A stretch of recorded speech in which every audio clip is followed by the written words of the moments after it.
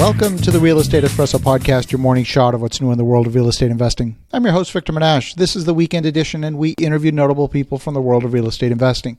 Today's no exception. We have a great guest all the way from Southern California. Welcome to the show, Joe Quirk. Thanks for having me, Victor. Good to be back. So, Joe, you were on the podcast a few months ago, and we were talking about SeaSteading. And for the listeners at home, if you haven't listened to that particular episode, you definitely want to go back and listen to that one again. But for the folks who didn't listen to it, maybe why don't you take a moment and give us a little bit of a primer on SeaSteading and what that's all about. SeaSteading is a portmanteau, which is a fancy word for a combination of two words. So it's homesteading the sea. So it's SeaSteading. Seasteaders have had a remarkable breakthrough in 2019, which is we've created the first affordable single-family seastead home on the high seas, 12 miles off the coast of Thailand. And what's remarkable about this is that it would basically be its own country to a certain extent. It would be outside the territorial waters of any existing country. So now we're reaching out to other countries to actually build real estate on the ocean. I think it's a fascinating idea and certainly groundbreaking in so many ways. I mean, even for myself, as someone who loves the sea, we own a boat. We spent 3 months living on the water this year after the Investor Summit at Sea, where we got to meet earlier this year. But we had to wait until we got a flag of a European nation on our boat before we could move our boat. And of course, as a member of the European Union, if any floating structure has certain time limits to remain in EU waters, after which you've got to pay value-added tax if it's a foreign vessel, and all of these rules and regulations. Now, in the world of seasteading, your hope, your goal, your aim is to avoid all of that. Yes. We still have to deal with international law and the law of the seas, with the idea of creating startup societies with new governance rules. But you are correct. The first seastead was just a demonstration project to prove that it worked. The people who lived on it for 2 months loved living out there, and every time they were on land, they wanted to get back. But the next seasteads that will be built around the world will require a flag. And what's unique about what we're trying to do is that we're trying to create a special seasteading flag. So we're not just on this blue ocean frontier, we're also on a legal frontier. So vessels are designed as things that float out from land, move through the ocean, come back to land, dock. Seasteads are unique in that they would not move much. They'd be stationary, they'd float permanently, and they would never come to land. So it's a new technology for which there is as yet no legal definition. So we're reaching out to countries right now trying to arrange a special seasteading flag. Now, the Royal Thai Navy boarded this particular seastead. They took it over in absentia, I understand, charged those who were living on it with sedition. They were not physically there when they were boarded by the Navy. What happened there? Well, I think it's all my fault. I made a video with them announcing they're creating a new society and inviting more people to build more. And Thai vice admiral in the Navy decided to make an issue out of it and ventured outside the 12-mile territorial waters to confiscate the seastead, and even submitted a charge of treason against the people on board. And the number of ways it doesn't make sense are numerous, including the fact that within a mile of the seastead, there's a tanker that's been stationed there for years that's just floating, and people live on it and do business there, and they didn't consider that a threat. Fortunately, my friends escaped, and I'm currently writing a book about their harrowing escape. Chad and Nadia being raided by the Thai Navy was terrifying for all of us who love them. But once they escaped and secured their own safety, I realized they had sparked an international conversation about seasteading. And now suddenly other nations are reaching out to us talking about how this could potentially benefit the people near them. And the St. Lucia Press, St. Lucia is a Caribbean island, actually wrote a public op-ed about how seasteading could benefit the Caribbean island nations. So it's amazing how these movements are leap forward from the efforts of courageous people who just go out there and try something, and at considerable personal expense and risk, they push forward this movement. So I think we really have kind of a Lewis and Clark and Sacagawea of seasteading out there on the seas right now, ready to build the next ones. And we're now reaching out to other countries to demonstrate that these things can work. Like any new society, you have to do it in negotiations with other countries. And the best precedent for this is the floating city on which you and I met, which is the cruise ship. So the cruise ship is essentially a de facto self-governing floating city with flags of countries like Panama or Liberia or places like that, which have little capacity to enforce rules. And you can think of seasteads as permanently floating cruise ships. The challenge for seasteading businesses is to make them inexpensive. And that's what Ocean Builders achieved. That's the company that built this first small single-family seastead for $150,000, 13 miles off the coast of Thailand. It's quite an engineering feat. Absolutely. You know, one of the differences between the seastead product and, say, a boat has to do with stability. And for those who are not familiar, a boat bobs around in the waves. It's sitting on the surface of the water, and it's really affected by wind and weather and current and tides and all of the rest. Your particular product is a very stable product. It sits on a very stable substrate and is largely unaffected by that. And for the listeners at home, maybe having trouble visualizing this, why don't you describe a little bit the technology that makes that possible? So the thing you have to deal with on the ocean is the waves. And the waves are mostly only at the surface, and they're driven by wind. And so any structure on the water has to deal with this somehow. And the boat is its own unique technology, which is that it creates stability for people on board by moving through the waves. And boats are also designed to, on the oceans, you collect barnacles and life.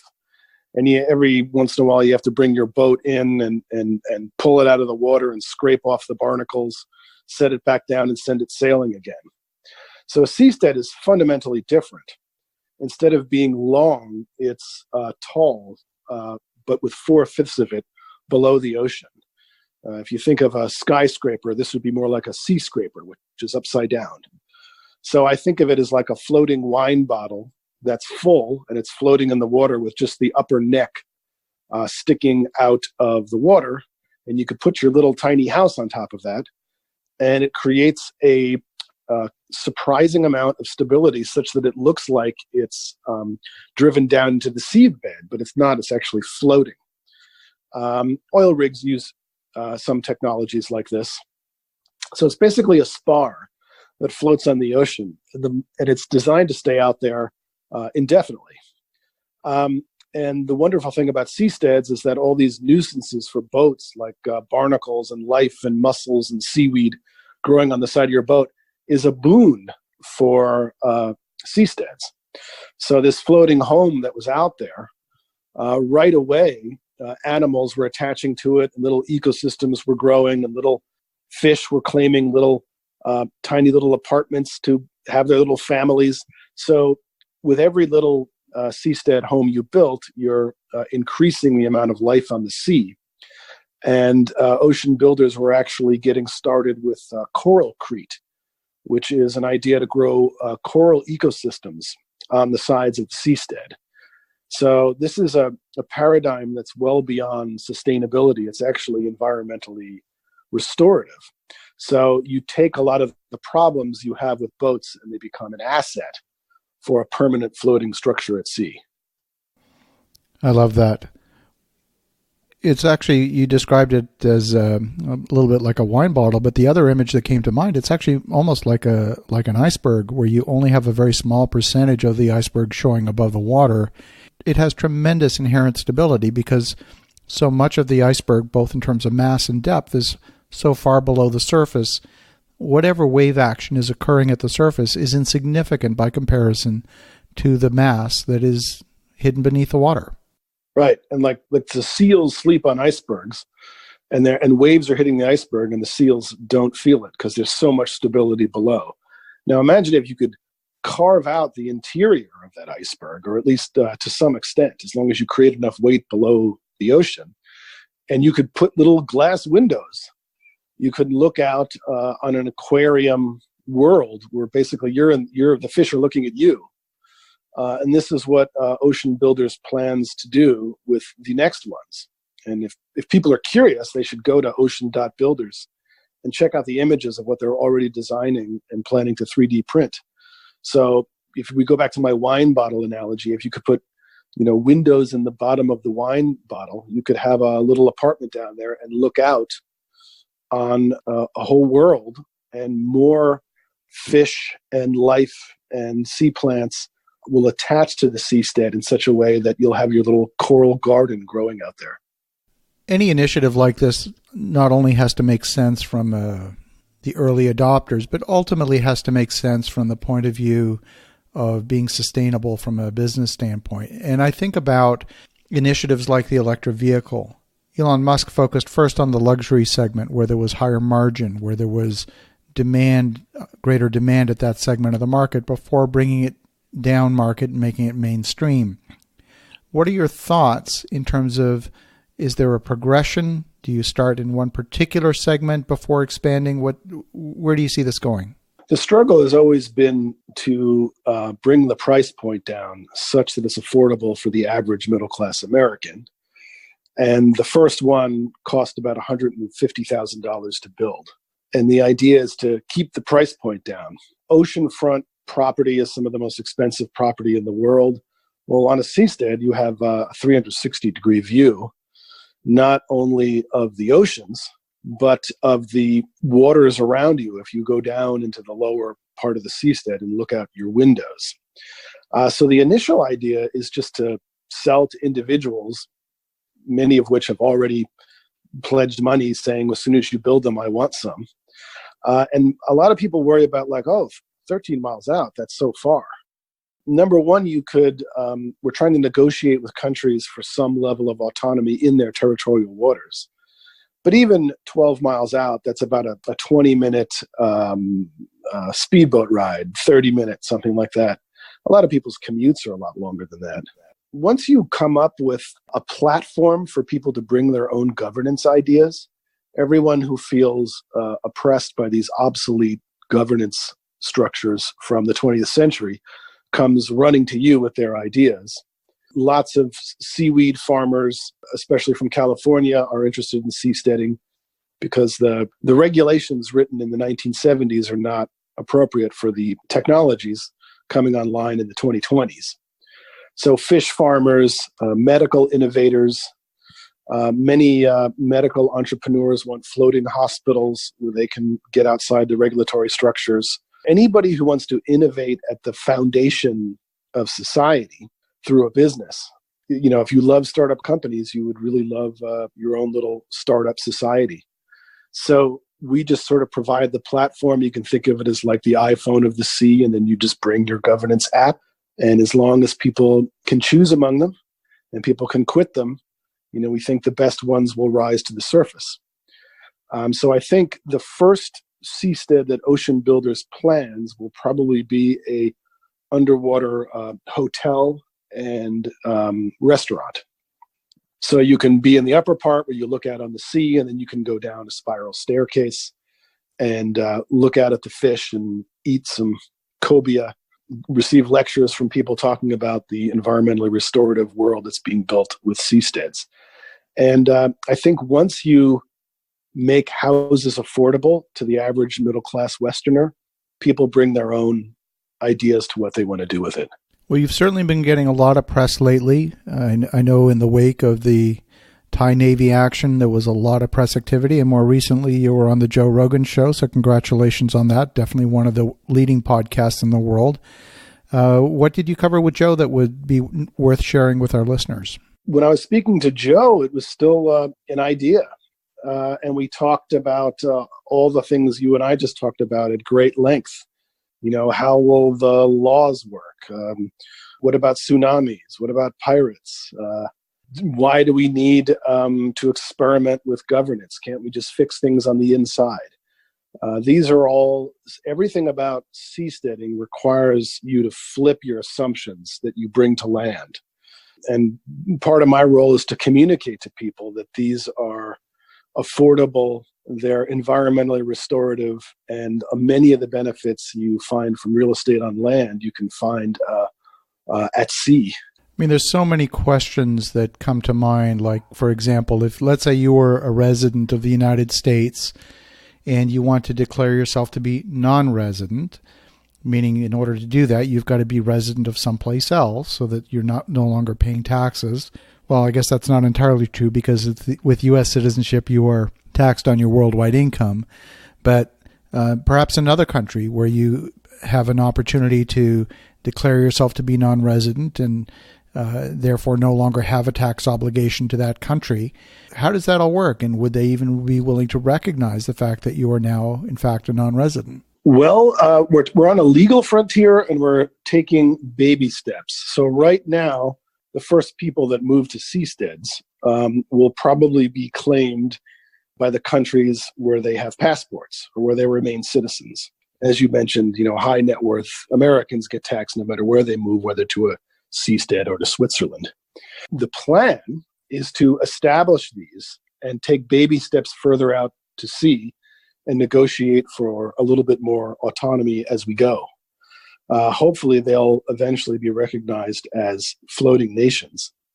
But I can imagine as some of these Pacific Island nations that we've spoken to and negotiated with, as they experience threats from sea level changes, and some of those small little narrow islands in Kiribati, for instance, transition into being floating islands. You have a humanitarian case to be made on the UN floor. And I know a seasteading lawyer who wants to do exactly this, that these people should still be recognized as a nation.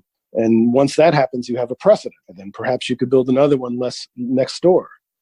And as long as these miniature societies advance from cruise ships to permanent things in the contiguous zone, then permanent things on the high seas, and they sustain benign relationships with the existing family of nations, I think we can take these small tentative steps into political independence on the high seas in the decades ahead. I love it. Well, definitely a story that continues to develop, one that we're going to want to monitor closely in the months and years to come. Joe, thank you for joining us again. If folks want to get in touch, what's the best way? If you're interested in buying one of the first seasteads, check out ocean.builders. You can look at what the plans are. And I know the designer very well, and he's very eager to live in the first one. If you want to find out more about the general movement of seasteading, check out the institute of which I am president, which is the SeaSteading Institute, which is at SeaSteading.org. And I've written a book called SeaSteading: How Floating Nations Will Restore the Environment, Enrich the Poor, Cure the Sick, and Liberate Humanity from Politicians. And I feature 8 aquapreneurs in there who are trying to do each of those things by engaging the freedom and the power of the sea. I love it. So definitely reach out to Joe at SeaSteading.org. And for the listeners at home, have an awesome rest of your weekend. Go make some great things happen. We'll talk to you again tomorrow.